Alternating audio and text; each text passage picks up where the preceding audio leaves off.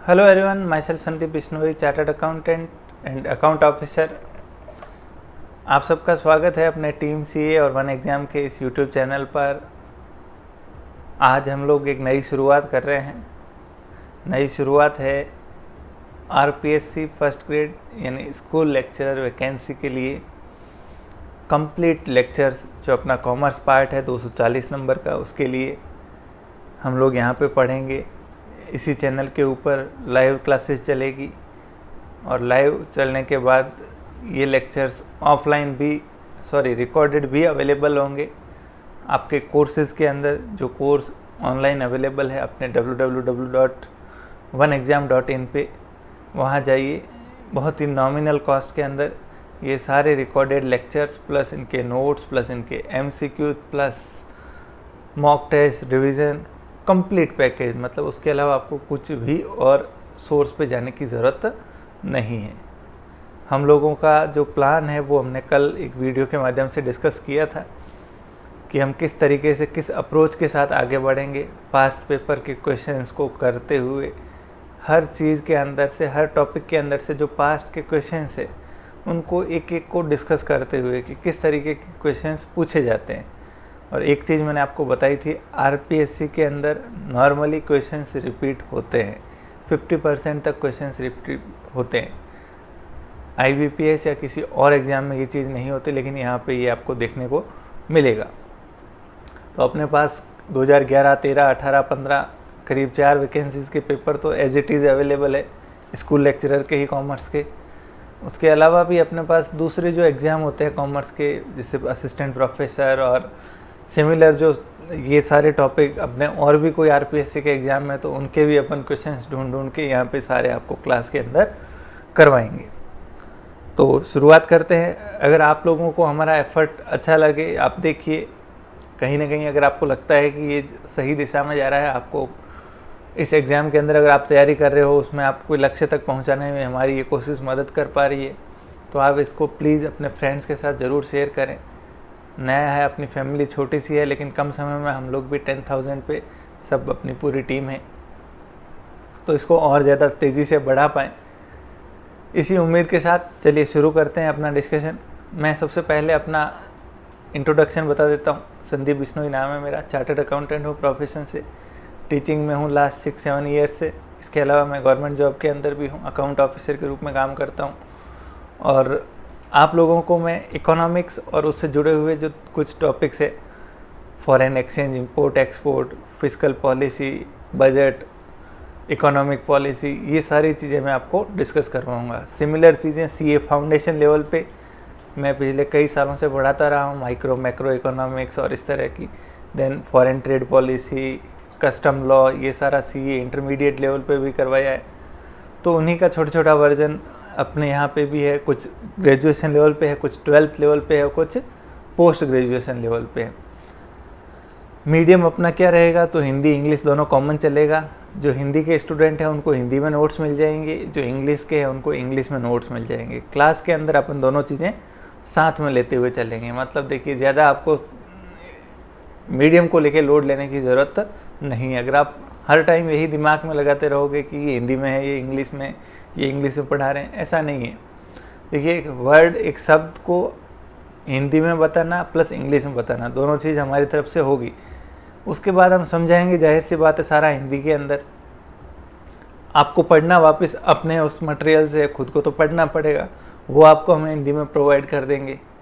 लेकिन क्लासरूम में हो सकता है कोई एक पर्टिकुलर चीज़ कभी हिंदी में हो या कभी इंग्लिश के अंदर हो, तो उसका साथ में मीनिंग दूसरी भाषा में भी लिखा रहेगा, वो आपके समझने के लिए है। ठीक है, तो आपका ध्यान लैंग्वेज पे नहीं होके आपका ध्यान समझने पे होना चाहिए कि कॉन्सेप्ट को क्लास के अंदर 45 मिनट में ज़्यादा से ज़्यादा समझ पाएँ। फिर आपको पढ़ना तो उसको एक बार घर पे जाके खुद को ही पड़ेगा।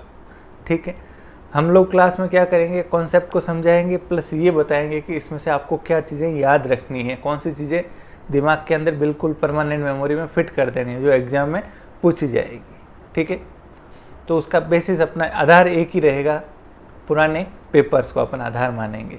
ठीक है, चलिए सबसे पहले इकोनॉमिक्स के अंदर है क्या, मैं आपको बता देता हूँ। इकोनॉमिक्स में अपन पढ़ेंगे क्या, तो देखिए मैं जो अपना सोर्स ले रहा हूँ वो अपनी एनसीईआरटी की किताब ले रहा हूँ।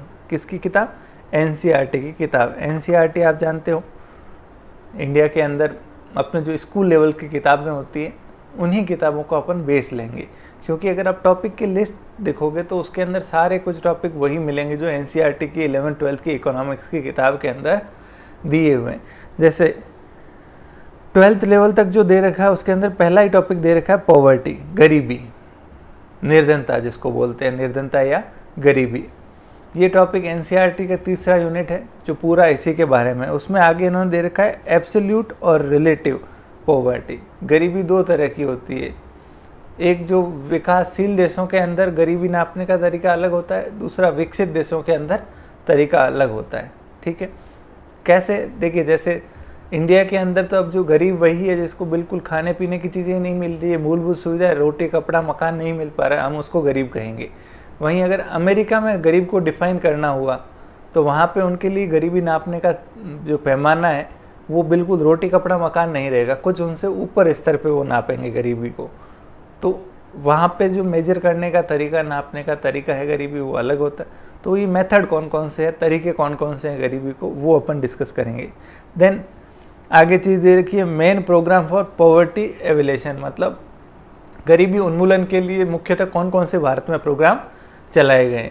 तो कुछ खास प्रोग्राम गवर्नमेंट ऑफ इंडिया की तरफ से चलाए गए हैं जो गरीबी को हटाने के लिए आज़ादी के बाद में चलाए गए। एक नज़र अपन उसके ऊपर भी डालेंगे। ये एज इट इज़ सारा कुछ कहाँ दे रखा है? एनसीईआरटी के अंदर, और अपन एनसीईआरटी से ही पढ़ेंगे, क्वेश्चन भी वहीं से ही आएंगे डायरेक्टली। ठीक है, नेक्स्ट इसका क्रिटिकल असेसमेंट, मतलब जो गरीबी के लिए जितने भी अपने यहाँ पे स्टेप लिए जा रहे हैं, सालों से हम कह रहे हैं गरीबी हटाओ, तो क्या उसका कुछ फ़ायदा हुआ? गरीब तो आज भी वैसे ही है।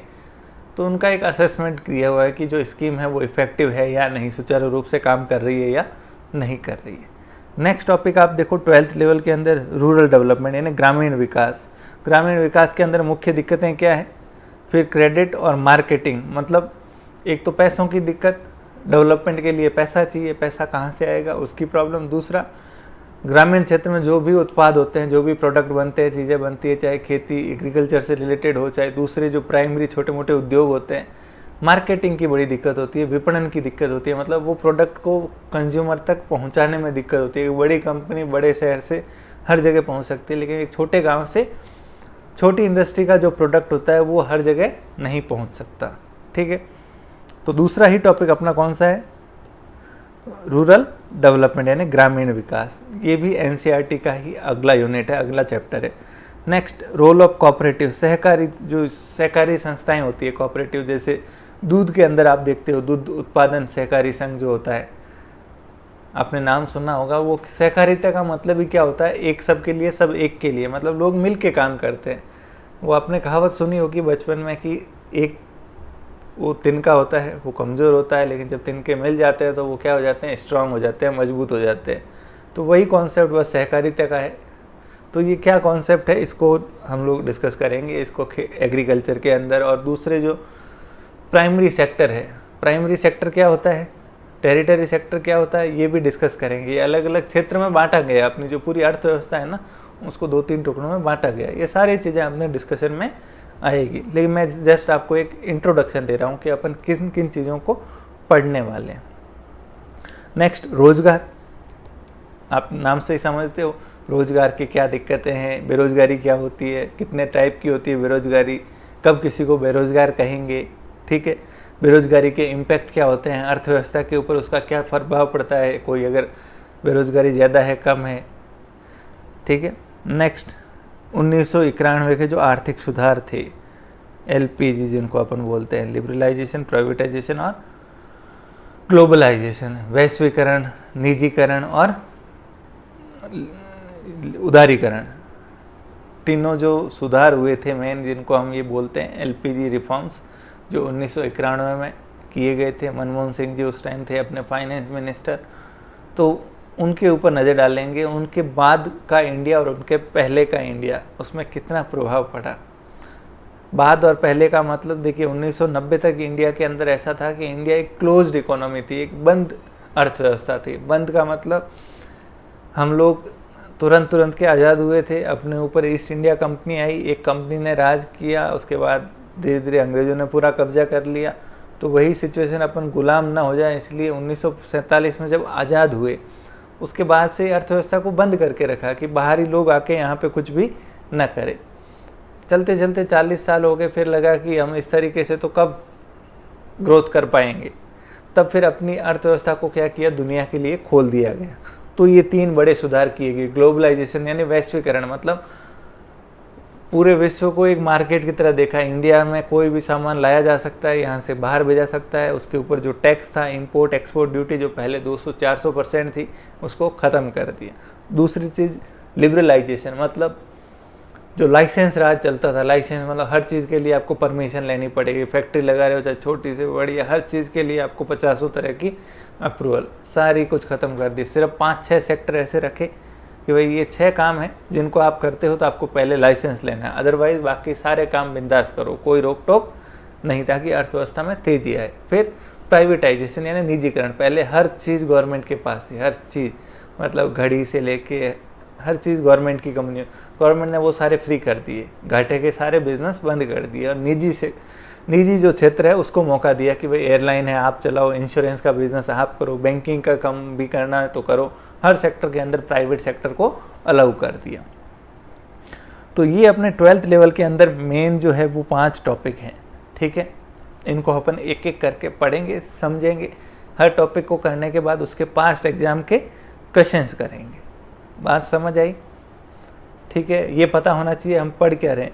ये हम पढ़ रहे हैं अपना फर्स्ट ग्रेड का सिलेबस इकोनॉमिक्स का, जो 12th लेवल का आपने दिया हुआ है।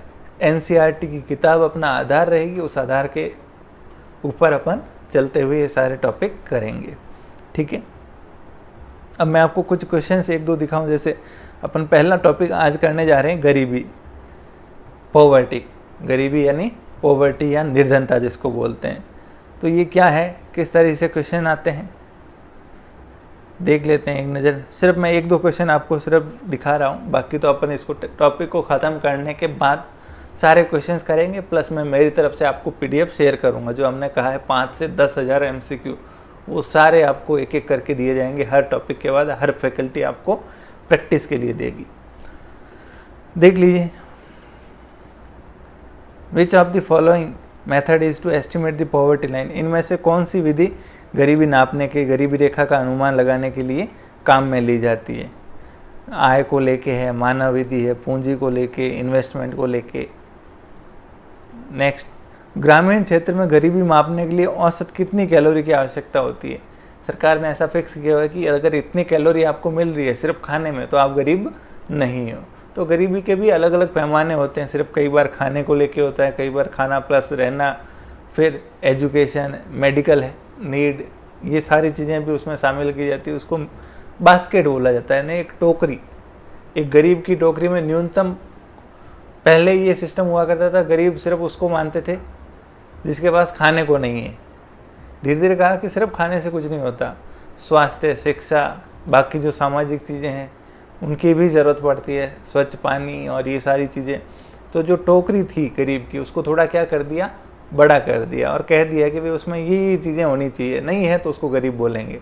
तो इस तरीके से पहले जो सिर्फ कैलोरी वाला सिस्टम चलता था, तो ये पूछा गया कि ग्रामीण क्षेत्र में गरीबी नापने के लिए कितनी कैलोरी। तो ये सब अपना डिस्कशन में आएंगे, और ये इस तरह के क्वेश्चन एग्जाम में पूछे गए हैं। ये आपके सामने है पेपर 2015 का। चलिए शुरू करें अपना डिस्कशन। चलिए शुरू करते हैं। सबसे पहली चीज़ आते हैं अपन, ये आज इंग्लिश में लिखा हुआ है, हिंदी में अपना पैरेलल इसका टाइप हो रहा है। तो अगली क्लास से मैं साथ में इसका हिंदी भी दिखा दूंगा आपको। हिंदी भी अपने पास में रखेंगे, नोट्स अपने पास होंगे। ये सिर्फ शुरुआत के लिए मैं आपको कह रहा हूँ, और चाहे तो आप ये भी मैं आपको दिखा सकता हूँ हिंदी के अंदर। 1 मिनट दीजिए आप मुझे। ये रहा,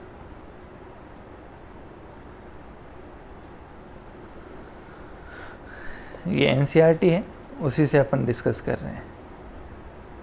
सबसे पहली चीज़ गरीबी के बारे में यही दे रखी है। पहली चीज़ तो मुझे ये बताओ, गरीबी होती क्या है, गरीबी होती क्या है।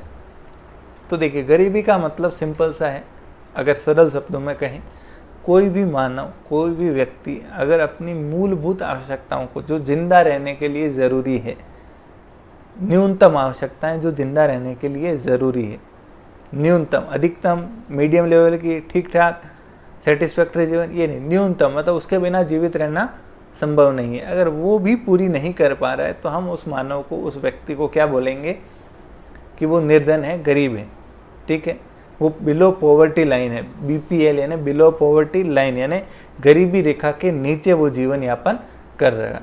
तो एक शब्द आया गरीबी रेखा, ये क्या होती है? तो कोई रेखा होगी, कोई एक लाइन होगी कि इस लाइन के नीचे जिनकी आय है, इस लाइन से नीचे जिनकी पास संपत्ति है, उनको हम क्या बोलेंगे? निर्धन बोलेंगे, गरीब बोलेंगे, ठीक है। अब इंडिया के अंदर गरीबी की दिक्कत बहुत ज़्यादा है। वर्ल्ड के अंदर देखें तो वहाँ भी ऐसा नहीं है कि गरीबी ख़त्म हो गई या बिल्कुल इंडिया के अंदर ही बची है। दुनिया के हर देश के अंदर ये समस्या एग्जिस्ट करती है, ठीक है। लेकिन भारत के अंदर क्योंकि आबादी की अपनी जो जनसंख्या है बहुत ज़्यादा है, तो गरीबों की संख्या भी बहुत बहुत ज़्यादा है। इसीलिए अपने यहाँ पे एक बहुत बड़ा मुद्दा होता है कि हमेशा गरीबी होता है। एक आप अगर देखोगे कोई भी गवर्नमेंट होती है तो वो हर जगह सबसे पहला शब्द ही गरीब आएगा उसका। क्यों? ये एक बहुत बड़ा तबका है जो अपनी जनसंख्या का एक बहुत बड़ा हिस्सा है, जो कि इस अवस्था में रह रहा है, जो बिल्कुल जीने लायक नहीं है, जो बिल्कुल रहने लायक नहीं है, जिनके पास खाने को चीज़ें नहीं है। तो हर किसी का टारगेट होता है कि ये जो तबका है इसको कैसे भी करके अपने बराबर लाया जाए, उससे बाहर लाया जाए, ताकि ये भी एटलीस्ट जीवन जीने लायक अपने बराबर सम्मान की स्थिति में आ सकें। तो ये थीम है अपनी, इसको आप दिमाग में रखिएगा कि गरीबी का मतलब क्या है। कोई एक फिक्स पैरामीटर नहीं है, एक चीज़ आप एक लाइन नहीं खींच सकते कि ये इससे नीचे गरीब, वैसे गरीबी के अंदर कई आयाम होते हैं। गरीबी के मतलब मैंने आपको बताया, सिर्फ खाना गरीब नहीं कह सकते, जिसके पास ज़मीन नहीं है उसको भी गरीब कहेंगे, जिसके पास रोज़गार नहीं है, जो रोज़ाना नहीं खा पा रहा है, आज तो है उसके पास खाने को लेकिन कल नहीं है, श्योर नहीं है वो, तो ये भी एक तरह की गरीबी है। नॉर्मली तो उसको खाने का होता है, लेकिन साल में एक आध महीना ऐसा आता है जब वो बिल्कुल बेरोज़गार हो जाता है, खाने के भी वांदे हो जाते हैं, तो उस टाइम में फिर वो पर्सन भी क्या बन जाएगा? गरीब बन जाएगा, ठीक है। तो शुरू करते हैं अपना डिस्कशन। सबसे पहली बात, 1/5 of the world poor live in the India alone. दुनिया के जो टोटल गरीब है उसके 1/5 भाग, 1/5, मतलब दुनिया के गरीब का हर 5वां व्यक्ति भारतीय है। दुनिया में जितने गरीब हैं उसमें से हर 5वां व्यक्ति कौन सा है? भारतीय है, ठीक है। पूरी दुनिया में अगर देखें तो करीब 300 मिलियन लोग जो है वो क्या कर रहे हैं? अपनी जो मूलभूत आवश्यकता है उनको पूरी नहीं कर पा रहे। अब इनमें से याद क्या रखना है? हर चीज़ याद नहीं रखनी है, मैं बताऊंगा। मेरा काम है कि आपको क्या याद रखना और कैसे याद करवाना। ऐसे नहीं बता के छोड़ दिया कि याद कर लेना। सारी चीज़ें अपन यहीं डिस्कस करेंगे, एक एक फैक्ट आपको मुँह ज़बानी याद होगा, आप सिर्फ समझते जाइए। एक चीज़ हमने कही कि गरीबी का लेवल कितना बड़ा है, किस स्तर पर गरीबी फैली हुई है। तो हमने कहा दुनिया का जो हर 5वां गरीब है वो कौन है? भारतीय है, ठीक है। और दुनिया के अंदर एट प्रेजेंट करीब 300 मिलियन लोग ऐसे हैं जो गरीबी रेखा के नीचे जीवन यापन कर रहे हैं। आगे बढ़ते हैं। एक जो गरीबी होती है उसके अंदर कई तरह के आयाम होते हैं, मैंने आपको बताया। जैसे सबसे पहले level of income and consumption, उसकी आय कितनी है और वो कितनी चीज़ें कंज्यूम कर रहा है। देखिए आय नहीं होगी तो कंजम्पशन नहीं होगा। कंजम्पशन किसको बोलते हैं? देखिए खपत जिसको बोलते हैं। अब मान लीजिए मैं अगर कहीं काम करता हूँ, मुझे रोज़ाना के 100 रुपये मिलते हैं, ठीक है। वो 100 रुपये जब मुझे मिलेंगे तभी मैं खपत कर पाऊँगा, उन 100 रुपयों को कंज्यूम कर पाऊँगा। क्या करूँगा? 100 में से मान लो 20 रुपये की मैंने ब्रेड ली खाने के लिए, 20 रुपये का मैंने और कुछ लिया, 10 रुपये का मैंने कपड़ा लिया, 10 रुपये मुझे रहने की कॉस्ट लग रही है, 10 रुपये मेरे बच्चों की एजुकेशन फ़ीस लग रही है। तो ये मैं 100 रुपये अलग अलग जगह क्या कर रहा हूँ? खर्च कर रहा हूँ। कंजम्पशन मेरा क्या हो रहा है? इन 100 रुपये का कंजम्पशन हो रहा है, लेकिन अगर ये 100 रुपये ही बंद हो जाएंगे तो इधर कंजम्पशन होना भी कम हो जाएगा। ये 50 हुए तो कंजम्पशन भी 50 हो गया। कंजम्पशन जितना बढ़ेगा, मतलब जितनी चीज़ों की खपत बढ़ेगी, अर्थव्यवस्था के अंदर क्या होगा, उतना ही ज़्यादा पैसा आएगा, उतना ही ज़्यादा क्या होगी, मांग बनेगी, डिमांड क्रिएट होगी। चक्र को समझना, यहाँ से पैसा मिला किसको, एक मजदूर को, मुझे मिला, मैं क्या करूँगा, मार्केट में जाऊँगा, अलग अलग चीज़ों की डिमांड करूँगा, मुझे ज़रूरत होगी, क्योंकि वो पैसा है, मुझे कंज्यूम करना है, कहीं ना कहीं खर्च करना है अपनी ज़रूरतों को पूरा करने के लिए। तो इधर से क्या क्रिएट होगी, डिमांड क्रिएट होगी। डिमांड क्रिएट होगी तो ये जो अलग अलग व्यापार जहाँ से मैं डिमांड क्रिएट कर रहा हूँ, वो क्या करेंगे, अपना उत्पादन करेंगे, और जितनी ज़्यादा डिमांड होगी उत्पादन उतना ज़्यादा होगा, यानी उतने ही ज़्यादा लोगों को वापस क्या मिलेगा, रोज़गार मिलेगा। ज़्यादा डिमांड होगी तो रोज़गार ज़्यादा मिलेगा, जब ज़्यादा रोज़गार मिलेगा तो मुझे भी पैसा 100 की बजाय 150 मिलेगा, मैं फिर अपना कंजम्पशन बढ़ाऊँगा। तो ये पूरा चक्र है। जैसे जैसे कंजम्पशन बढ़ेगा, डिमांड बढ़ेगी, डिमांड बढ़ेगी तो इधर एम्प्लॉयमेंट बढ़ेगा, एम्प्लॉयमेंट बढ़ेगा तो उनको पैसा ज़्यादा मिलेगा, तो वापस से कंजम्पशन बढ़ेगा। तो यही इन्होंने कहा है, गरीबी के लिए कई तरह के इंडिकेटर्स होते हैं, मतलब कई तरीके से आप उसको नाप सकते हो। सबसे पहली चीज़ लेवल ऑफ इनकम, आय का स्तर। आय का स्तर मतलब आप कितना कमा रहे हो या कितना खर्च कर पा रहे हो, ठीक है। या सोशल इंडिकेटर यानी सामाजिक, समाज के अंदर कोई पर्सन है जो बिल्कुल दबा हुआ है, पिछड़ा हुआ है, बिल्कुल इस अवस्था के अंदर है जो बिल्कुल मतलब एकदम अंत में खड़ा है। हो सकता है उसके पास थोड़ा बहुत जीने के लिए पैसा भी है, लेकिन फिर भी वो क्या है, गरीब है, क्योंकि बाकी की तुलना में वो सबसे क्या हुआ है, पिछड़ा हुआ है। नेक्स्ट, रिस्क, कितना खतरा, उसका जीवन हमेशा खतरा में रहता है, कभी बीमारी हो जाए, कोई उसका अधिकार नहीं है, ना वो अपने अधिकारों को पहचानता है, कोई भी आके उसका शोषण कर सकता है।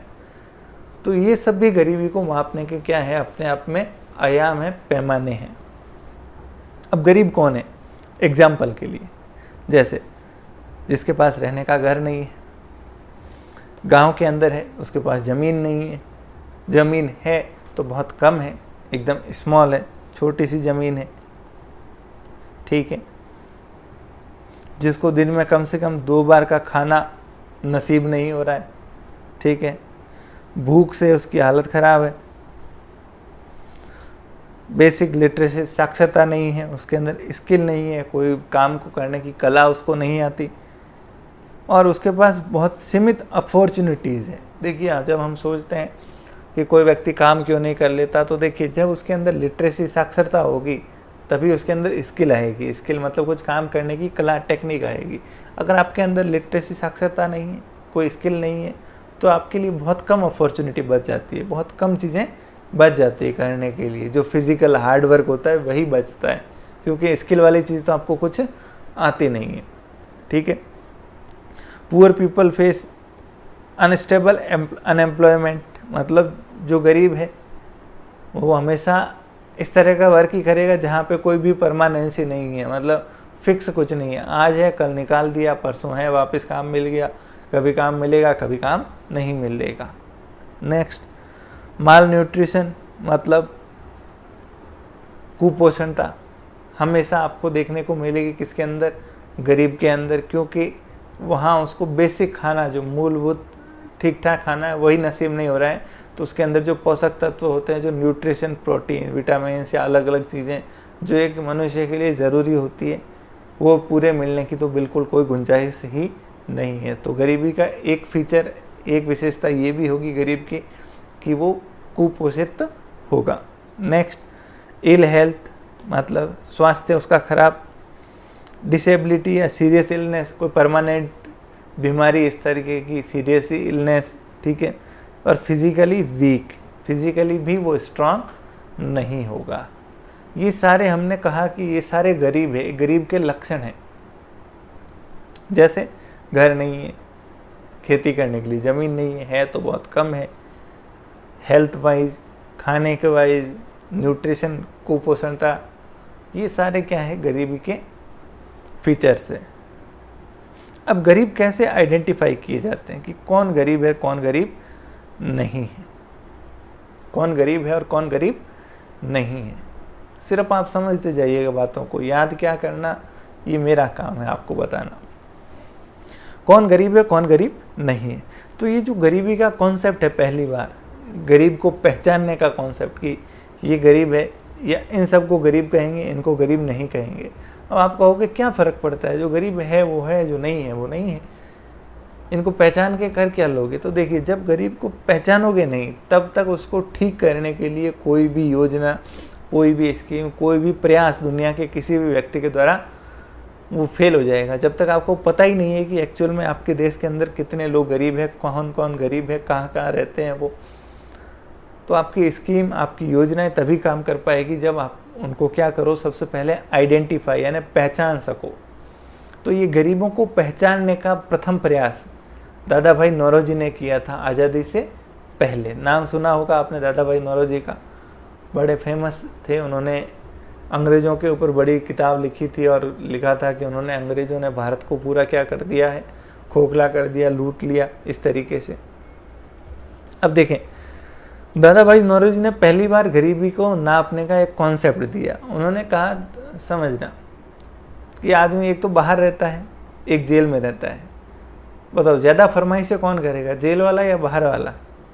तो देखिए, जो बाहर रहेगा उसको सारी ख्वाहिशें आएगी खाने को, कभी खाने में कुछ स्पेशल भी खाने को मन होगा, कभी पहनने को भी कुछ स्पेशल पहनने का मन करेगा कि नए कपड़े लूँ, रहने के लिए घर और भी सुख सुविधाएं, सारी चीज़ें उसके दिमाग में आएगी।